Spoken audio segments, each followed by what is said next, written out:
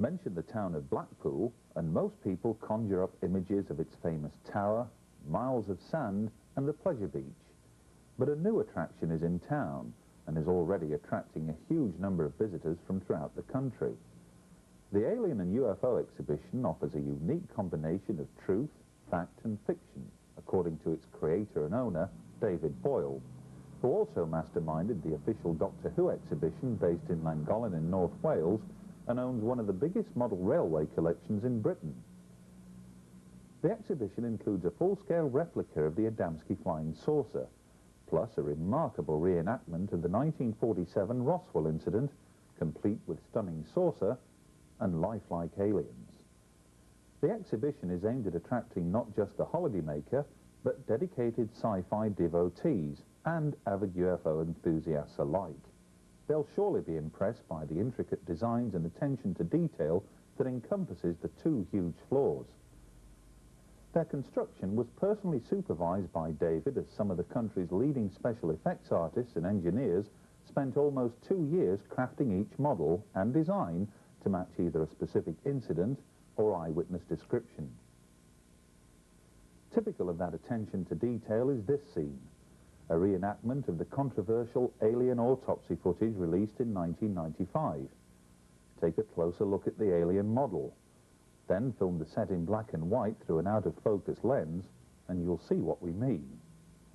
The many corridors contain numerous displays and posters, while specially commissioned TV monitors continuously show relevant archive footage with narration to help visitors discover more about Area 51, the Roswell incident, Earth mysteries, life on Mars, and much more.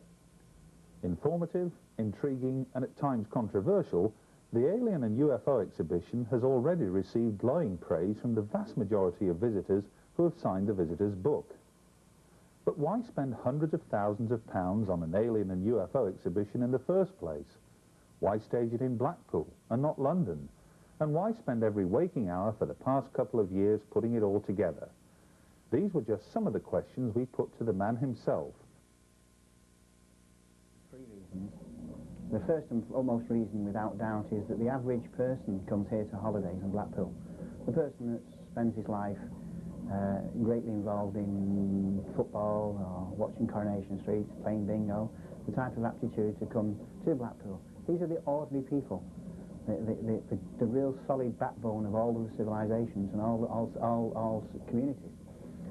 And the people of that style never have the ability, or should I say the opportunity, to look and to find the evidence of what's around. You see, on the psychic side and the channeling side and the different aspects, it's all interlinked in the paranormal. There are many books, UFO magazines and tapes available. And the people that's into this now have got quite a realm of information to dig into it. Whereas the ordinary people on the street never get the opportunity, or never would even attempt to consider buying one. But to come around this exhibition here and see all of it put together in a simple ABC 1, 2, 3 way to explain how everything works, how ghosts fit into things, how life after death, reincarnation, is all part of the overall picture of what we are, who we are, where we come from. And the disinformation that's been given out by some authoritative bodies has now created such a mixture with the bombardment we're all getting continuously from the TVs, the medias, the papers. I'm afraid you cannot possibly watch television for one single day without aliens, UFO, ghosts, life after death, crop circles, all of the other paranormal aspects being shown to some degree. It's as if there's a gigantic desensitization program underway. Well, to start taking away the science fiction aspect from the possibility to then look at it from a serious point of view leaves you with what we've done here. This exhibition shows it all, from one end to the other. It's all there.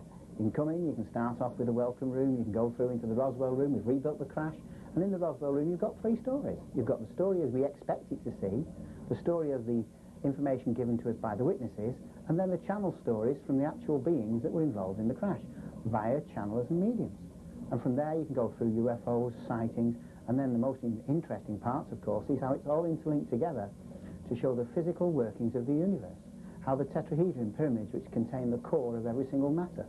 See, every single thing that exists is 4 basic things. Every subatomic particle right through is much of a muchness. It's all basically the same rebuilt. And everything contains 4 basics. And the basics are the vibration, or the energy of vibration in the core, with a north magnetic field and a south magnetic field, or a north and south pole, all neatly wrapped up with an electromagnetic field, which is the core of every subatomic particle and every part that exists. And the energy itself, or the energy of vibration, is the energy of life itself. You asked me earlier why I put this exhibition together. This exhibition is what I believe is not put together for me, it's actually done for you. To show you other worlds, other realities, which I feel have been kept hidden from you. These are aspects that you can look at yourself.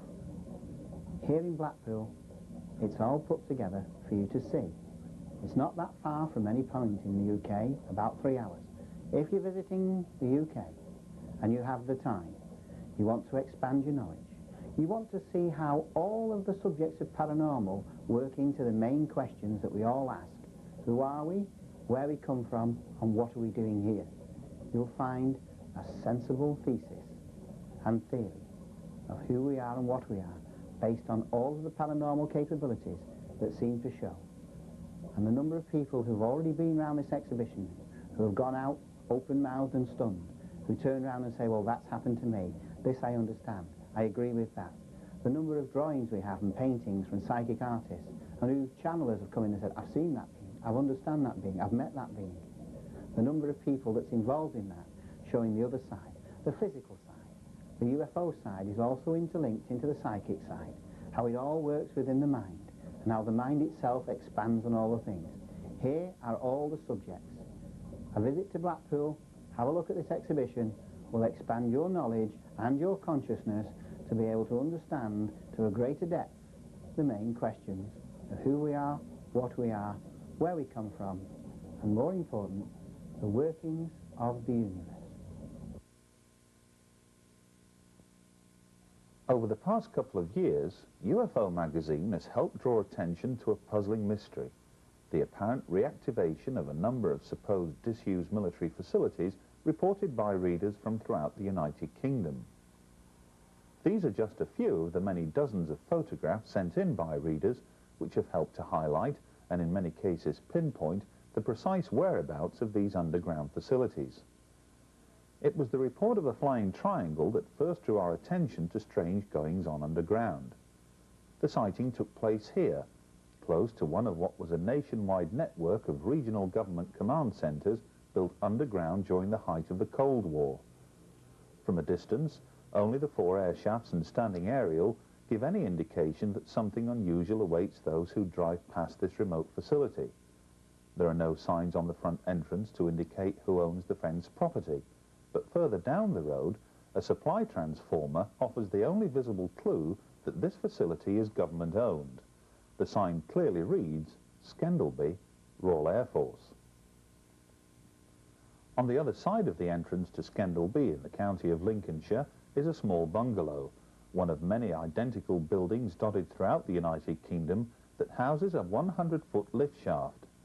These would have taken key local and regional government personnel to safety in the event of an outbreak of nuclear war here on Britain. The entire area is surrounded by a perimeter fence, but from neighbouring fields you can just make out the huge thick steel doors that guard the bunker entrance. Smaller doors are also visible. On an earlier visit, we came across 2 ducting pipes that came from within the structure itself. This footage, taken on that previous visit, shows a curious coating of dust on nearby newly grown grass and plants. This would suggest that a ventilation system of some sort created it, and for that to happen, it would mean the facility below is very much active. Within a few hundred yards of Scendleby, another underground site, this time owned by Anglia Water, caught our attention. This is supposed to be a conservation area for wildflowers, but evidence of recent excavation and cable laying could be seen close to manhole covers that lead underground. Travel further up the east coast of England, circumnavigate miles of narrow country lanes, and you come across RAF Staxton Wold. Little is known about this particular facility, except that it contains a warren of underground levels which warn against cruise missile type attacks as opposed to intercontinental ballistic missile threats. The huge and forbidding radome seen here can't be seen from the main road, and millions who visit the holiday resorts of Filey, Scarborough and Bridlington just a few miles away are probably oblivious to its presence. Travel further north up the coast towards the seaside town of Whitby, then across the bleak and remote North Yorkshire moors, you can't fail but to come across RAF Fylingdales. No longer adorned by its massive golf balls to warn against a surprise Soviet nuclear attack, instead you see a huge pyramid shape known as paved pores. Thousands work here, but you wouldn't know it, because most of this facility lies buried deep underground. Nick Pope, who ran the MOD's UFO desk between 1991 and 1994, once spoke to a technician here who confirmed they had tracked uncorrelated targets in space travelling at speeds in excess of 100,000 miles per hour. Travel southwest from Fylingdales towards Harrogate in North Yorkshire, and one comes across RAF Menwith Hill, the biggest NSA communications base outside of the United States. This, of course, is set to become part of a new infrared anti-ballistic missile warning space network, or put another way, a new form of Star Wars defense system. Once again, the key personnel who work here operate from numerous underground facilities. Security is intense, which is one of the reasons we chose to film from a relatively safe distance. The Cold War is officially over, but just take a look at the massive manner in which RAF Menwith Hill is expanding. No one really knows what takes place there, but enough evidence has surfaced over the years which suggests that it can listen in and intercept every form of communication anywhere in the world. This is another curious facility which has attracted our interest over the past 20 years. Although it carries no signs or notices which might help identify its owner or purpose, a strange nighttime incident which occurred some 15 years ago may offer a clue. This facility lies just off the main Skipton to Colne Road. Just a few hundred yards away is Carlton Moor, scene of numerous UFO incidents reported down the years. About 15 years ago, on a very foggy night, a local farmer was knocked up in the early hours by several Americans in civilian dress, who told him they were lost and needed directions to locate a radio mast in the area. They explained they were from Menwith Hill and had to carry out urgent repairs. Quite why there are so many underground facilities dotted throughout Britain can best be explained when one considers the potential nuclear threat that dominated defence thinking throughout the Cold War. To guard against overhead reconnaissance satellites, many of these must have burrowed underground. There are, of course, other underground facilities that are deemed no longer top secret, that are claimed to be disused and no longer active, but the opposite appears to be the case. We hope to provide further examples of these in future editions of UFO's Hard Evidence. On our visit to Laughlin in the United States, we had the good fortune to meet up with Clifford Stone, a man who claims personal knowledge of how an elite unit of US Special Forces were for many years engaged in the actual recovery of extraterrestrial craft and their occupants. Skeptics maintain that such claims are concocted by imaginative minds and should be dismissed as pure science fiction, but rarely do they make the effort to fully research such allegations by seeking out and questioning the individuals responsible for making them. Clifford, two specific areas associated with Project Moondust. One, as I understand it, the recovery of debris that you would expect to find coming in from outer orbits and such like, decaying satellites and the like, but also another side to Project Moondust as well. Can you elaborate on that for us? Certainly. Project Moondust, by definition, is the overall field exploitation program of only two things: objects of non-U.S. origin, which would involve Soviet satellites, and of course we would want those for technical analysis to determine the capabilities of those satellites for intelligence purposes, and the other being objects of unknown origin. The objects of unknown origin is our interest of or our concern or our interest of that particular program. Now, in order to accomplish the recovery of these objects, the United States Air Force had in place what was called Operation Blue Fly Teams. These consisted of a three-man team that was prepared to go anywhere in the world to recover these said items. On more than one occasion, we have recovered objects of non-U.S. origin that was also of unknown origin. In short, the best that once they did the field exploitation, the best they could do is come a round circle, what we call round robin, to tell us what the objects were not, leaving us to only speculate what the objects were. In more than one instance, these objects were referred to as objects of non-earthly origin. In the intelligence community, you're very careful about saying interplanetary. It's a word you don't want to use. In the intelligence community, you're very careful about using the term UFO or unidentified flying object.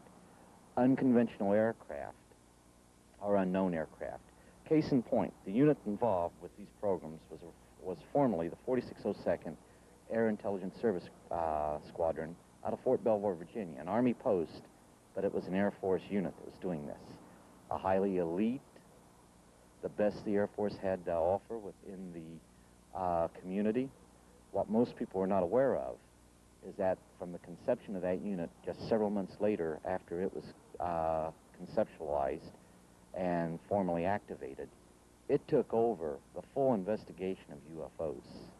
Have we got a year for this, roughly? Yes, sir, 1953. January the 21st, I believe it was, 1953, the 4602nd came into existence. By March, April of 1953, in accordance with Change 1 to Air Force Regulation 200-52, or 200-2, it was given the operational control of the investigations. Prior to that, contrary to popular belief, Blue Book still did not have a handle on the investigations. OSI had a handle on the investigations. In conjunction with you folks during the Second World War, the British, MI6 created what was called Operation Crossbow, Dead Reckoning. What were the Germans working on that they were about to launch against cities in England? CIC was charged with the responsibility of recovering debris of so-called Foo Fighters in 1943. So long before Kenneth Arnold saw his sighting in the state of Washington, near Mount Rainier, we were already underway investigating UFOs. Scandinavia, 1946. Sure. So now, where is all this taking us now? Presumably, you're absolutely convinced that you have the information which, without any shadow of a doubt, points to what some people would call a cover-up. But this is a modern term now. We're talking about a cover-up of documentation in the 90s, specifically referring to events, albeit decades ago. How significant is that if you're going to try and convince congressional hearings and the like to take on board this whole thing? How significant are these findings? Well, the findings are quite significant because the paperwork, I could tell you some fascinating stories of while I was in the military, but it would just be another fascinating story. People have had their lives destroyed, and we sit back, feel sorry for them because they don't have it all together. Yet these were real events, and I know they were real events. So this is never going to go ahead and break down the walls of Jericho, if you wish. But the documentation provides that there is something going on. For example, the Bollinger Memo makes it clear those cases, those UFO cases that could affect national security were not and were never meant to be part of the Project Blue Book system. Now, what does that tell us? That tells us that somebody knew somebody else was investigating the truly good UFO cases. We find that we have Project Sign coming on board in 1948. Actually, very late, December 30th, 1947, it's signed into law. or it's signed into operation. So it's on board, it's A2 priority, it's given a secret classification. But now what do we find out? We find out that CIC, Counterintelligence Corps, has a top secret investigation collecting information on unconventional aircraft. Take the definition of unconventional aircraft as reflected in these ancient records and UFOs, and what do we come up with? A sophisticated definition of UFO, sophisticated definition of unconventional aircraft. Both are, the definition is one and the same. But here we have a system set up within CIC looking for unconventional aircraft, which includes a flying disc, and the system set up within the Air Force with 2 or 3 people to investigate the UFOs. We also have the Air Force becoming a separate entity, so now the Army's going to be out of the picture, or so we think. The Army will still have its United States Army interplanetary unit that will still conduct those investigations as part of a joint, a multi-service organization to do these investigations.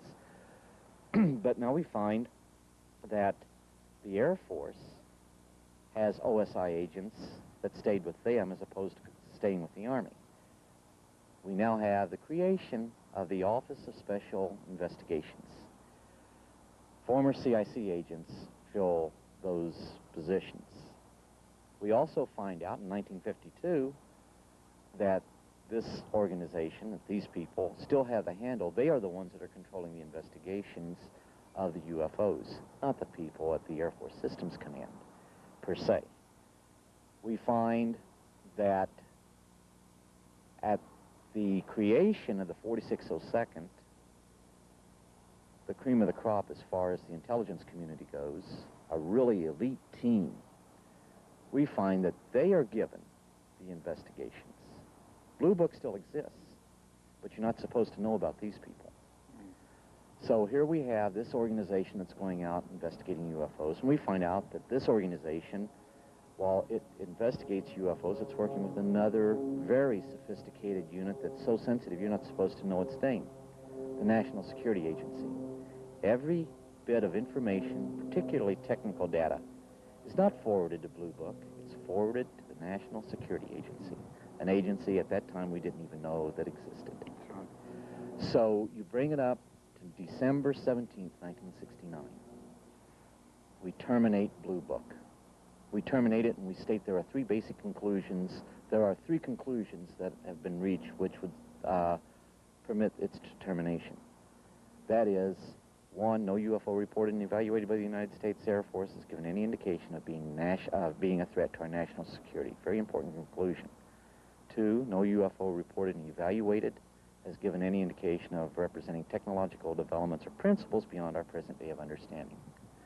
3, no UFO reported and evaluated has given any indication of being of extraterrestrial origin.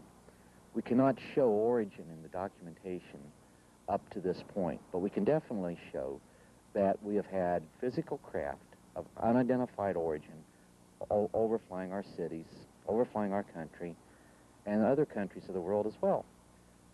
By virtue of these objects doing this overflight, and we cannot identify them, that represents a potential threat.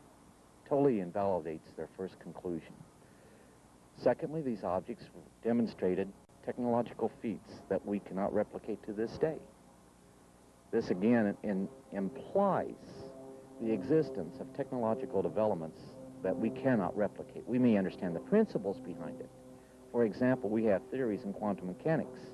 We have no idea how to make practical application of those principles. But apparently the intelligence behind the phenomena does. Then we have the Bollinger Memo, who says, let's do away with Blue Book, because those cases that could affect national security were never meant to be, nor are they, part of the Project Blue Book system. Here at UFO Magazine, we're fortunate enough to get quite a lot of videotape footage sent into the office. Most of it, of course, recorded on something similar to this. Getting on in years a little bit now, but typical Sanyo 8mm camcorder. Lots of them about. If you've not got a camcorder, or quite a good way to start into the hobby, if you like. You can probably pick one of these up for a couple of £100. Get to know the machine. If you're going out filming things on a night, lights in the sky, hopefully you're going to catch something you can call a UFO on your footage. But one or two little things to remember just before you do. Somewhere on the camera, auto manual focus. Manual focus all the time. Be accustomed to the camera. Get a feel for the focus ring. They do all vary a little bit, but basically the same idea goes through model to model. You get used to it, feel the focus, so the slightest movement will make a big difference on a very dull lit night scene. Also get used to this little thing. Sport optic finder is what it's normally referred to in the instruction booklet, but you'll find probably that the eyepiece has a focusable element on it. Now that means if you wear specs like me, you can get good resolution in the viewfinder, then start worrying about the focus on the front of the camera. Another trick as well that you might find useful, if you've got the facility, some do, some don't, but if you've got control over the iris, the exposure, if you can turn that to manual, and believe it or not, close the iris down slightly on nighttime footage. Try this for once if you like, just point at the moon, you get a nice moonlit sky, and the autofocus and the auto iris on the camera will show you the big white bright disc in the sky, but you won't see any detail. Now if you can get hold of the manual iris or manual exposure control and just turn that down a couple of notches, all of a sudden you'll see that the resolution and the detail on the moon's surface comes into view, and it's just simply the camera is trying to compensate for very bright against very dark and vice versa, very dark against very bright, and automatic systems are really a problem, especially for nighttime footage. Enough on that though. Let's hope you go out there in the next few months and come up with a piece of footage. We get all sorts sent to us, and this is very typical.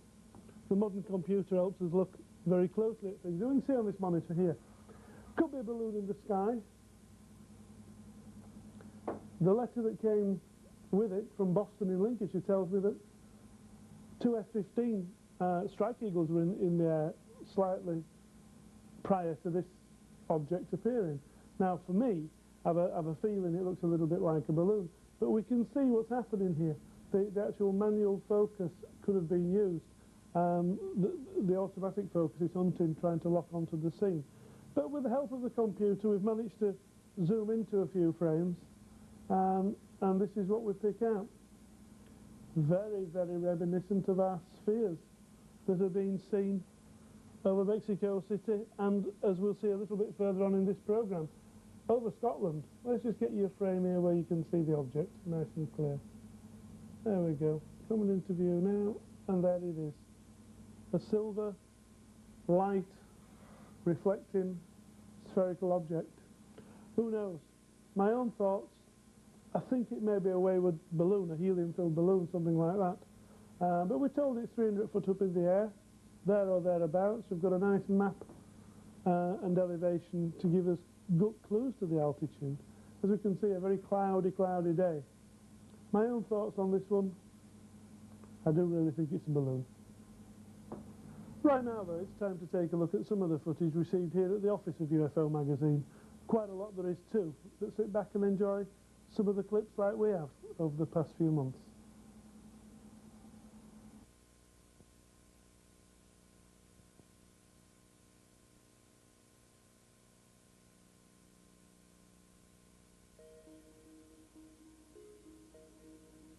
Among the images that have been sent to Russell over the past few years are the following sequences. On the 16th of September 1996, Jerry Anderson of UFO Monitors East Kent saw a sphere-shaped UFO almost colliding with a passing 747 aircraft overhead in broad daylight.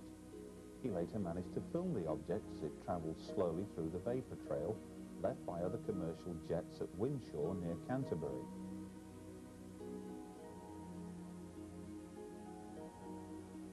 On the 4th of August 1998, Mrs. Tyre Hancock was puzzled by this bright light over Daventry at around 11:30 p.m. Meanwhile, Margaret Crook was watching a similar bright star-like object above her home at Fleur-de-Lys, Blackwood, Gwent. Remarkably, both women filmed the self-same object at the same time. But this UFO turned out to be nothing more than the planet Jupiter.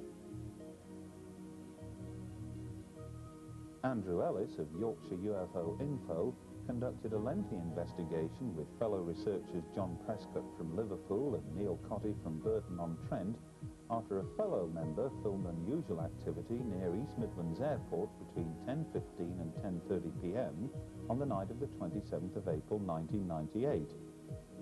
A strange object was seen changing shape and colour seconds before an aircraft appeared in the same shot. The object then appeared to slow in movement as the aircraft passed narrowly by.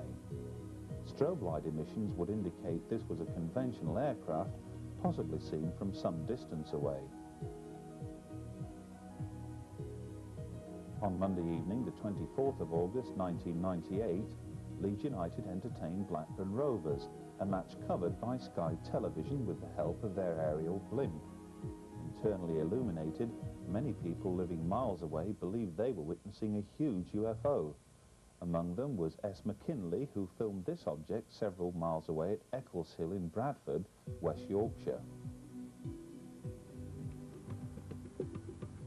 At approximately 10:30 p.m. on Sunday, the 8th of August 1998, Christopher Martin and Jonathan Browning were sky-watching at Silbury Hill, Wiltshire. These images record the atmosphere of that night, one which was to lead to the appearance of a strange aerial object. Just as Christopher and Jonathan were preparing to leave the site, a black triangular-shaped object with three bright lights at each edge and a central red light appeared in the distance.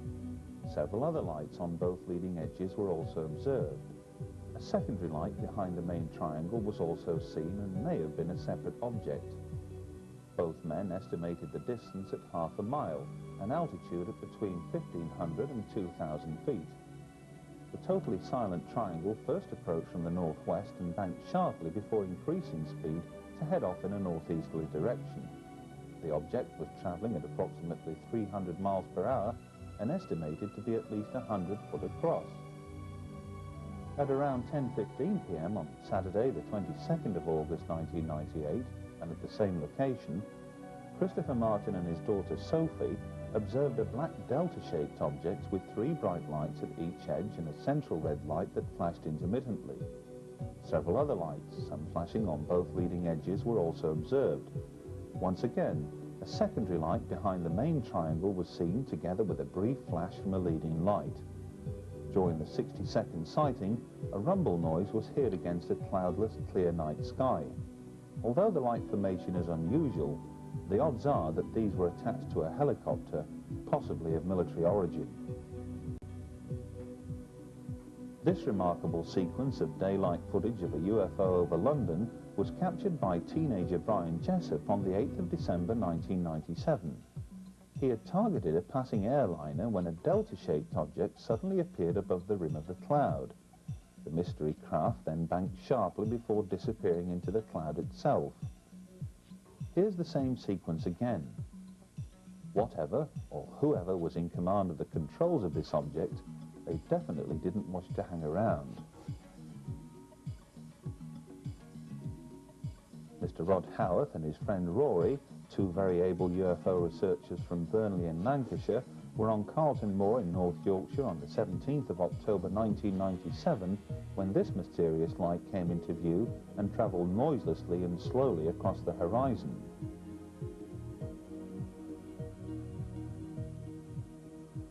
Hull UFO Society received this videotape from a local man who regularly watches the skies along the east coast of England while most folk are tucked up in bed.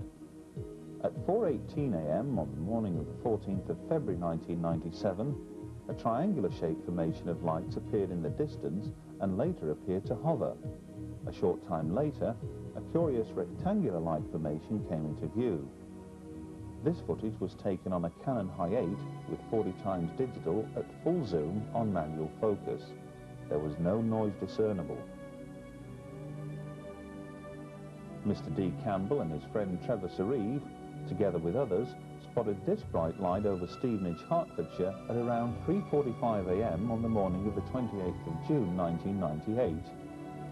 A few weeks later, on the 8th of July, they observed a similar object from the same location and managed to videotape it just after 4:05 in the morning. Seen through the camcorder lens and binoculars, the light gives off a myriad of colours and appeared almost barrel-shaped to observers on the ground.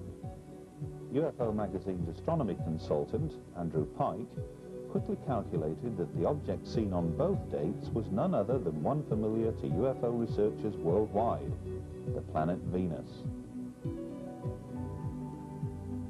Millions of Britons holiday abroad each year, but it's rare for someone to come forward and claim they have filmed UFO activity while overseas.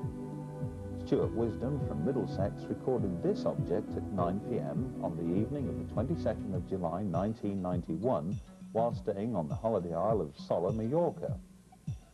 The object was in full view of numerous witnesses for at least 20 minutes.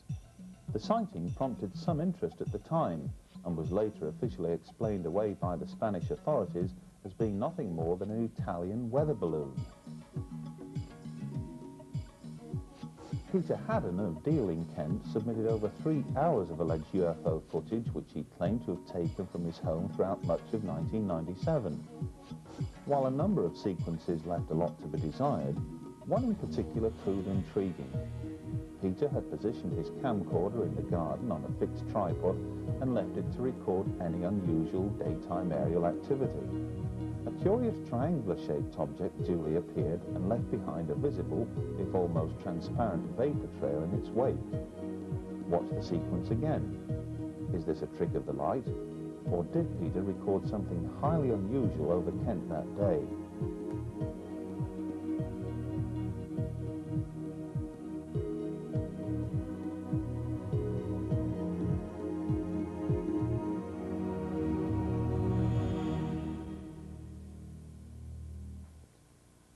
While some alleged UFO footage sent to UFO Magazine in recent years has been interesting, none has quite had the effect of jumping at us from the screen and grabbing our immediate attention. None, that is, until we received a brief 10-minute sequence of footage sent in by this man, Brian McPhee of Stirling, Scotland. An independent UFO researcher since 1989, Brian has managed to successfully record what some might label as among the most extraordinary UFO footage ever taken in the skies above Britain.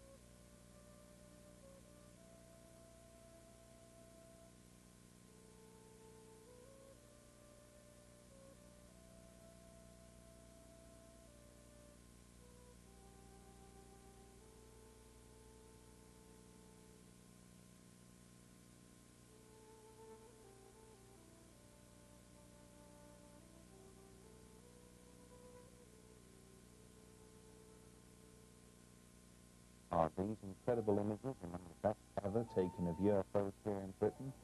What form of conventional or top-secret aircraft could possibly emulate the sort of astonishing speeds and maneuvers seen here?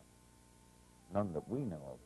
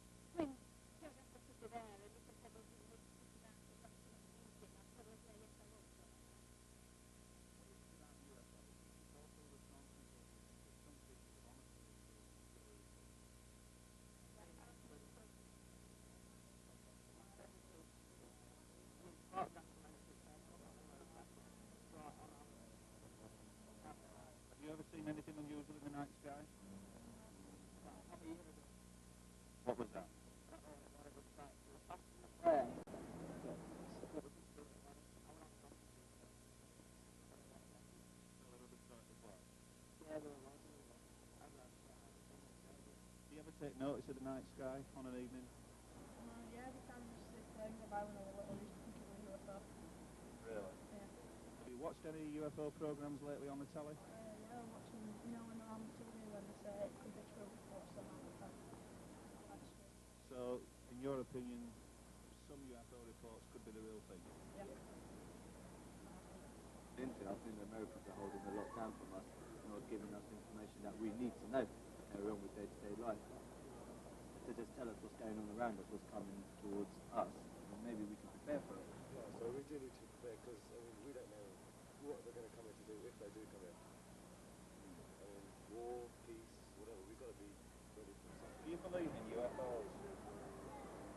Yeah, I do. You do? Yeah. Is that because you've seen one, or is it because you've been convinced by television? I think I've been convinced by television, papers, etc. Yeah. Have you seen some of the recent programs on UFOs?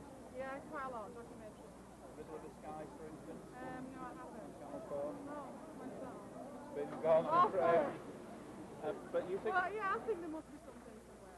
Yeah. It's too big a place to travel. So what do you think would be the public reaction if an announcement were made tomorrow that ET was suddenly there? Will it all come to a stop, or do you think things would go on as normal? I think things are going on normal, but people don't know a bit of faith in maybe they're going to bring something. Do you believe in UFOs? I do actually, yeah. You do? And what about your family? I do think that, and how do you feel about them? She don't know really. No. She don't think right. Have you seen recent programs on television about Yes, I UFOs? have, yeah. What do you think to them? I think maybe some truth in it, some say that it, but overall I think they're interested, to be honest with you. So if somebody came to you and said that we're the only intelligent species in the entire universe, what would your answer be to that? I don't think so. The only ones alive in the universe. Yes. You do?